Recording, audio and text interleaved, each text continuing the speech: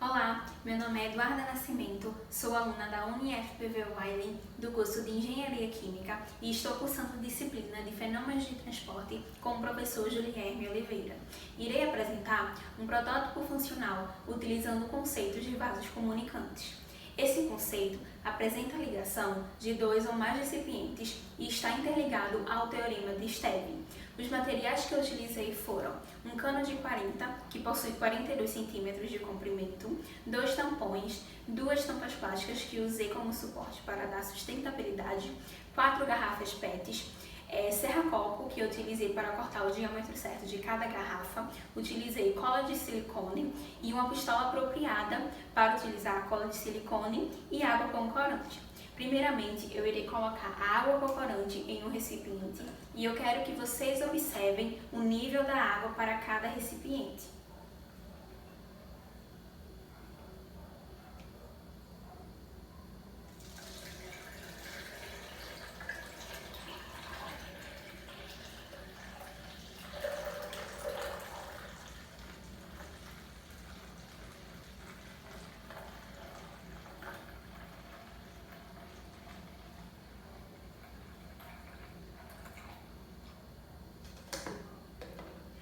Como todos os tubos estão interligados, a água irá fluir por todos eles. Por esse motivo, esse tipo de sistema é chamado de vasos comunicantes, onde podemos notar que, independente do diâmetro ou do tamanho e do formato dos tubos, o nível da água se mantém o mesmo. Esse efeito é chamado de paradoxo hidrostático, onde a pressão de um líquido independe da forma do recipiente, de modo que dependerá somente da coluna líquida do recipiente.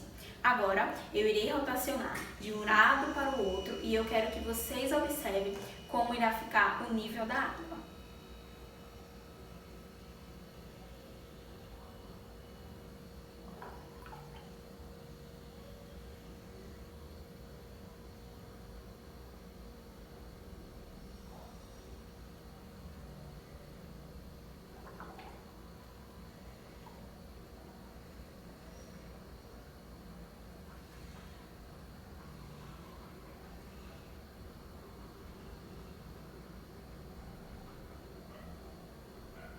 Ou seja, mesmo eu rotacionando o sistema, o nível da água se mantém na horizontal.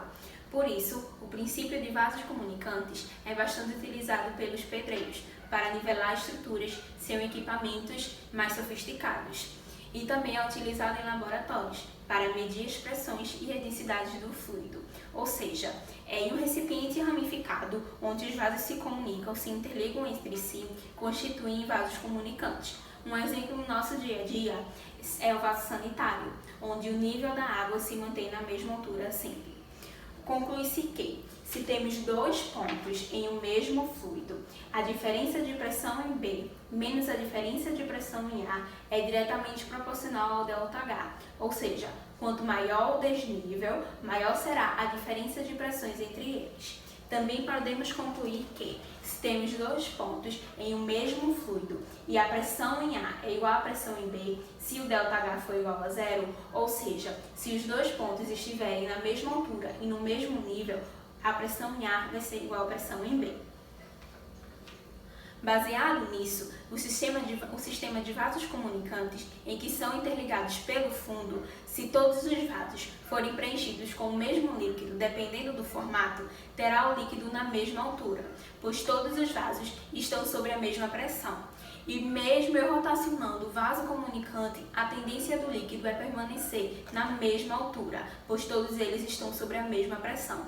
Com isso, eu concluo esse protótipo com a seguinte pergunta: quando o líquido é colocado em um sistema de vasos que se intercomunicam com tamanhos e formas diferentes, em qual deles o nível ficará mais alto? A resposta, utilizando esse protótipo, é: as alturas das colunas do líquido são iguais porque a pressão na superfície, ou seja, a pressão atmosférica, é igual em todos eles. Obrigada!